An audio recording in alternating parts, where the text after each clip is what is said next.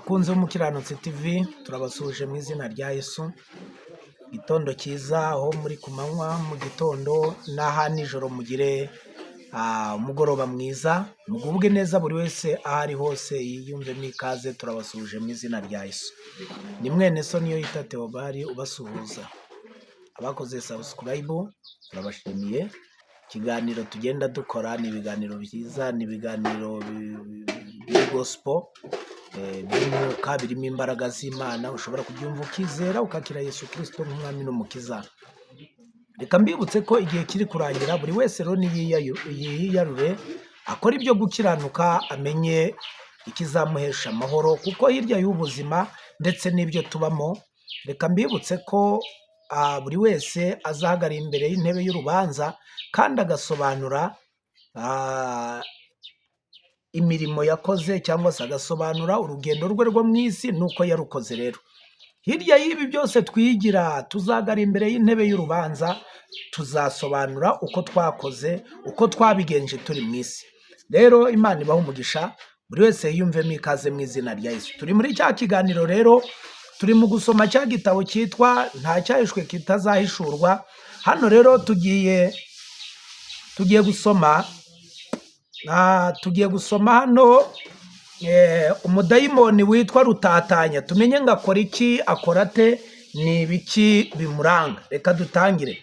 Ngo mbona habanje dayimoni Rutatanya ati: databuja, ku rugamba mu isi nkora umurimo wo guteza umwiryane n'amakimbirane mu bantu bose, ngamije kubatanya,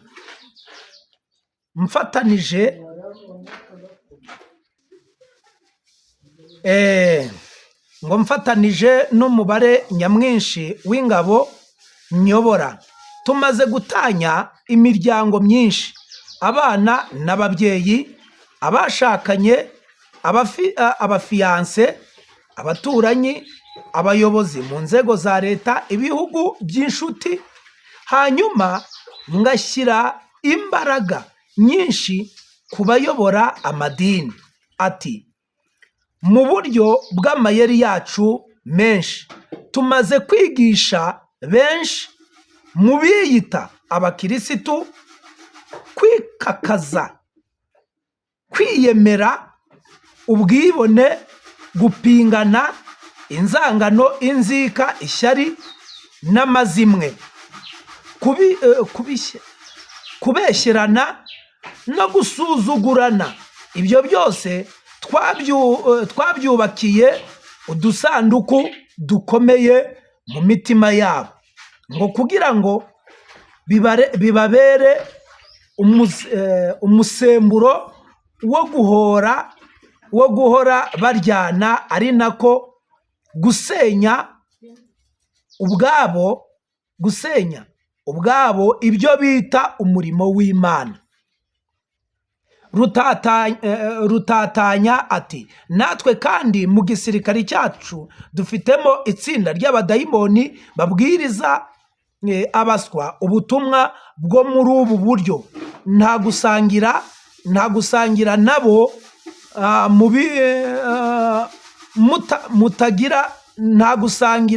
nabo mutagira isano cyangwa se mudahuje ubwoko, nta gusengana n'abo mudahuje idini, nta gusurana n'abo mutareshya, nta guturana n'abo mudateye kimwe, nta gukorana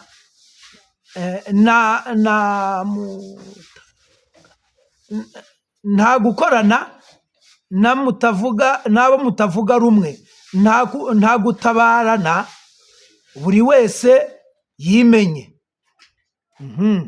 nta gufashanya, buri wese yifashe, kuko ubumwe n'ubusabane twabihinduye ubujiji, kandi ibikorwa byose bijyanye n'urukundo nyakuri twabihinduye agahararo n'uburyarya, ku buryo n'ugize icyo aha mugenzi we naho cyaba gito bucya amuharabika akamuharamba, bityo rwa rukundo rwabo rugahinduka agahararo mu maso y'isi yose.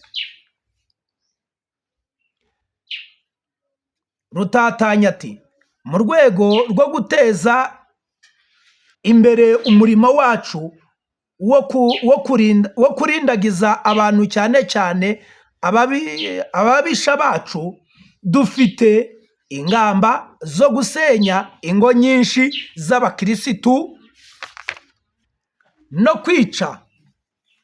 kwica amakwe menshi no guteza benshi ubugumba, ngo kugira ngo abo bose barimburwe n'agahinda n'imbuto zabo.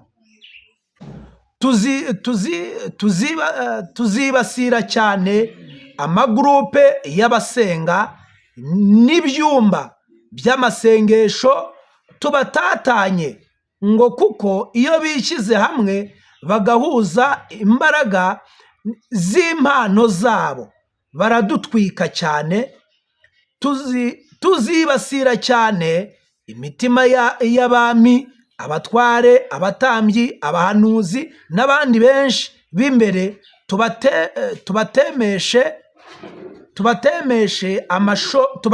amashoka y'ibyaha bikomeye by'urukozasoni, ngo kugira ngo tubone uko dutatanya iyo mitima bari bayoboye, maze nabo tubishime hejuru, tumaze kubahirika kuri izo ntebe z'icyubahiro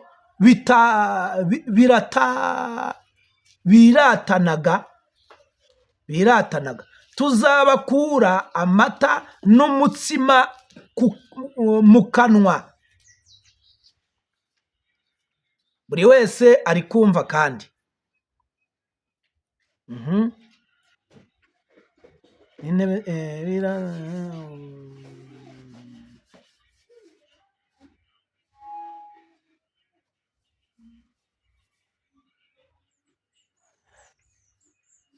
Nibataba amaso kurinda amatabaza yabo, bambarane natwe ubushwambagara. Avuze atyo, numva Satani yikiriza yishimye aseka cyane ati, ibyo rwose nuko nanjye sinari nanze kirya cyubahiro nambuwe. Ezekiyeli 28:11. Dusome Ezekiyeli 28:11. Ezekiyeli 28:11 kugera kuri 17. Aranditse ngo, nuko Satani abwira Rutatanya, genda rwose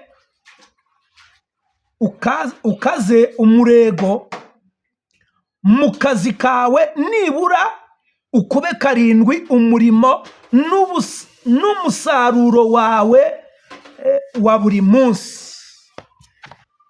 Reka dusome Ezekiyeli 28:11 twumve uko Bibiliya ivuga kugera kuri 17. 11 aranditse ngo, maze ijambo ry'Uwiteka ryongera kunzaho riti, mwana w'umuntu, curira umwami w'i Tiro umuborogo, mubwire uti, umva uko umwami w'Uwiteka avuga ngo, wari intungane rwose, wuzuye ubwenge n'ubwiza buhebuje, wahoze muri Edeni, ya ngobyi y'Imana. Umwambaro wawe wari ibuye ryose ry'igiciro cyinshi, Odemu na Pitida na Yaharomu na Tarushishi na Shohamu na Yasipi na Safiro na Nofekina na Bareketi n'izahabu. Ubuhanga bwo kubaza amashako n'imyirongi bwari iwawe ku munsi waremwemo, byose byari biringaniye. Imana itugirire neza. 14. Wari warasigiwe kugira ngo ube umukerubi utwikira, kandi nagushyizeho ngo kugira ngo ube ku musozi wera w'Imana. Wagenderaga hagati y'amabuye yaka umuriro, ngo wari utunganye bihebuje mu nzira zawe zose, uhereye umunsi waremweho kugeza igihe wabonetsweho gukiranirwa. Wuzuyemo urugomo ruzanywe n'ubugenza bwawe bwinshi bugutera gucumura. Nicyo cyatumye nkwirukana nk'uwanduye, nkagukura umusozi w'Imana. Narakurimbuye wa mukerubi utwikira we, ngukura hagati ya ya mabuye yaka umuriro. Ubwiza bwawe nibwo bwateye umutima wawe kwishyira hejuru, kubengerana kwawe niko kononye ubwenge bwawe. Nakujugunye hasi ngutangariza imbere y'abami kugira ngo bakwitegereze. Imana itugirire neza. Imana idufashe mu izina rya Yesu. Hano hari ngo dayimoni gitumo, munangire, ruhumanya na gahinda. Abo ni abadayimoni. Noneho uwo avaho, haza undi mudayimoni witwa gitumo. Numva agira uti, jyewe ku rugamba mu isi mpora nerekeje gutikagura abantu imyambi n'amacumu y'urupfu rutunguranye, ngo kuko mba nshaka kuriganya indangare ubugingo n'amasezerano. Ati dayimoni munangire na ruhumanya, iyo bamaze kubanduza no kubanangira imitima ngo be kwihana, nanjye mera ko mbacungira mu mpanuka zitandukanye, izo mu mazi, mu mihanda, mu kirere, mu byorezo, nkifashisha n'abarozi bacu bashika n'abandi bantu batoje urugomo rubi n'ubwicanyi, bityo ngatungura benshi, nuko imiryango myinshi nkayambura ibyishimo igacura umuborogo. Ati ubu namaze gupanga ingabo nyinshi z'abadayimoni zigomba guteza impanuka nyinshi cyane, ngo kugira ngo tubone umusaruro mwinshi, kandi muzi ko n'amaraso yabo bapfira mu byabo atugirira umumaro. Ngwa gitumo abagore n'abakobwa babuze ubwenge n'imbaraga zo kwirinda, nkabateza ibinyendaro, sida n'ibindi. Yewe no muri barya bubaha Imana ngabayo ibitero, ngo kandi nkabonayo iminyago n'isahu by'abatari bake, uretse ko hari benshi nikubitaho ngasanga baragurumira umuriro wotsa nkabareka, ariko ngatitiriza hafi cyane ko uwo murimo wabo wahwekera gakeya, bityo nkabatinyuka nkabatikura icumu ryanjye ryitwa muhirike.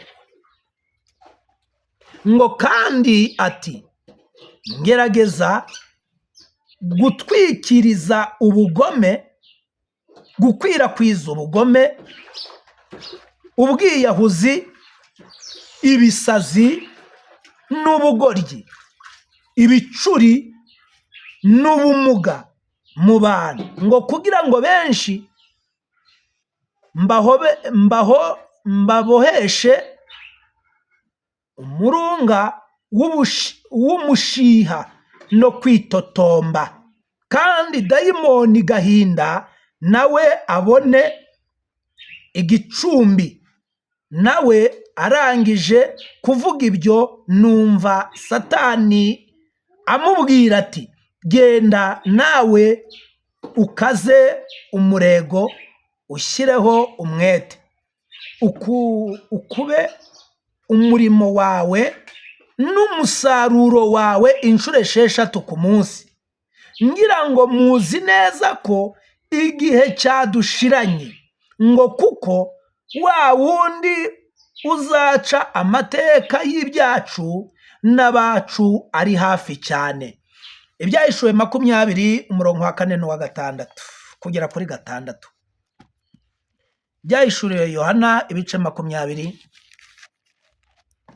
Ibyahishuriwe Yohana ibice 20. Reka dusome twumva uko ijambo rivuga. 20 ku murongo wa 4 kugera kuri 6. Ngo mboni intebe z'ubwami, mbona bazicaraho bahabwa ubucamanza. Ngo kandi mbona imyuka y'abaciwe ibihanga babahora guhamya kwa Yesu n'ijambo ry'Imana, aribo bataramije ya nyamaswa cyangwa se igishushanyo cyayo, ngo kandi batashyizweho ikimenyetso cyayo. Barazuka b'Imana na Kristo, barazuka b'Imana na Kristo imyaka igihumbi.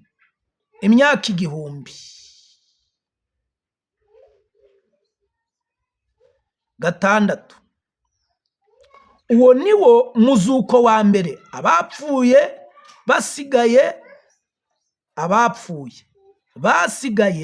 ntibazuka iyo myaka igihumbi itarashira. 6.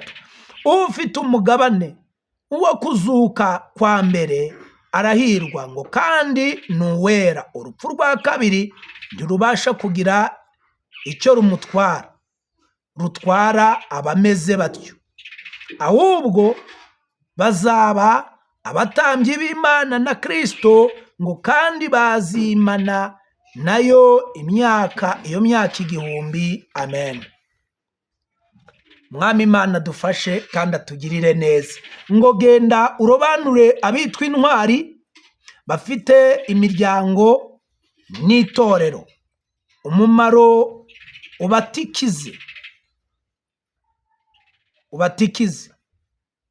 utibagiwe abagore bonsa n'abatwite.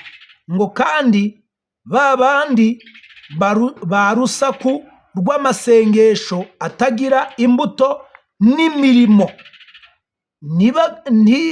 ntibakagukange, ngo kuko burya urusaku rwabo ntaho rutaniye n'urw'amazi akubita amabuye, mbese nk'umuriro w'ibishara.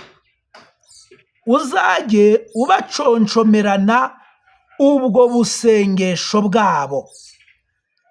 Uwo avaho haza dayimoni gahinda, nawe ati jyewe ngerageza uko nshoboye kose nkabuza abana kubaha no kumvira ababyeyi, ngo kugira ngo bicwe n'agahinda. Ati n'ubu nenze umutobe wa kijyambere witwa uburinganire. Ngo kandi abageze kuri 2/3 bamaze kunywaho, kandi warabaryoheye. Uwo ni wo ndi kwifashisha ngasindisha abagore agasuzuguro,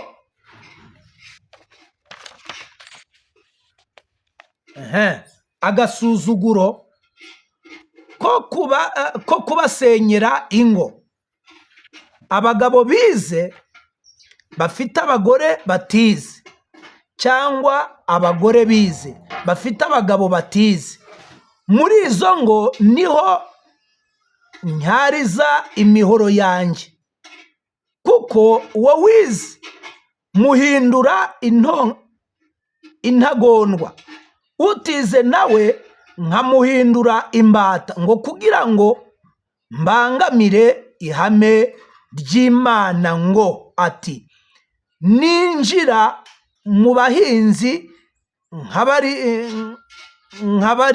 nkabariganya umusaruro, abacuruzi nkabateza inyatsi, ibihombo n'amadeni menshi adashira, bityo nkabahindura ibigega by'agahinda. Imana idufashe kandi tugirire neza. Ati nteza umugore kunaniza nteza abagore kunaniza abagabo babo, ngateza abagabo gukandamiza abagore babo, guhora babatoteza banabakubita, kugira ngo iyo miryango yo kamwe n'agahinda, mbuza abakoresha guhembera igihe no guhemba neza abakozi babo, ngo kugira ngo ab'ibigwari mbatoze ubujura, abandi mbirukanishe mu mirimo bashome, ngo kuko iyo babaye abashomeri binyorohera kubakoresha no kubakoreramo. Kandi ati rimwe na rimwe ngenda inyuma ya dayimoni gitumo, kugira ngo abo atunguje ubupfubyi, ubugumba, ubupfakazi, ubumuga n'ibindi, nanjye mere ko mbakingiranire mu gihome cyanjye gahinda gahorera.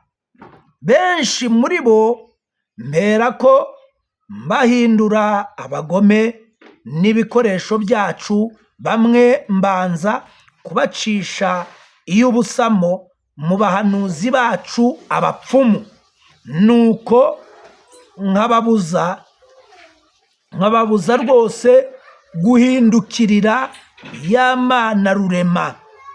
Abaroma 12 umurongo wa mbere n'uwa kabiri. Mwami Imana dufashe, kandi buri wese yumva icyo umwuka abwira itorero. 12 umurongo wa mbere n'uwa kabiri, Abaroma haranditse ngo nuko bene data ndabinginga kubw'imbabazi z'Imana ngo mutange imibiri yanyu ibitambo bizima byera bishimwa n'Imana, niko kuyikora kwanyu gukwiriye. Kandi ntimwishushanye n'ab'iki gihe, ahubwo muhinduke rwose mugize imitima mishya, kugira ngo mumenye neza iby'Imana ishaka, ari byo byiza bishimwa kandi bitunganye rwose. Ubu maze gufungura gereza mpuzamahanga z'uburyo butatu: gereza y'ubushomeri, gereza y'ubukene, gereza y'amadeni. Izo mbohe nzifite mu isi yose, mu bihugu byose, mu miryango yose, cyane cyane mu madini, kandi ngerageza kwibasira abazi Imana n'abayisenga bakayikorera, kugira ngo n'abandi bashakaga kuyikorera babitinye, babihunge. Ati izo gereza zanjye ni nazo zimfasha gutegurira Antikristu inzira, kuko nawe atangiye gushyira mu bikorwa imishinga ye nk'uko amasezerano dufitanye avuga. Umwami Imana atugirire neza. Buri wese yumvise icyo iki gitabo cyanditswe uko kivuga ngo nta cyahishwe kitazatwikururwa. Ubu ni ubwoko bw'abadayimoni. Wumvise amagereza, wumvise abadayimoni, imikorere yabo. Dayimoni Gahinda wamwumvise, dayimoni Gahinda wamwumvise. Imana ikugirire neza. Dayimoni Munangire na Ruhumanya wabumvise. Rero mwene data, iki ni igihe cyawe cyo kugira ngo na dayimoni Gitumo wumvise icyo usabwa, kandi wumvise icyo abo badayimoni bashinzwe. Rero ni igihe cyo gusenga. Impamvu tuba dusohoye bino kubwiriza ni byiza, ariko ukwiriye kumenya n'ibikurwanya aho biva.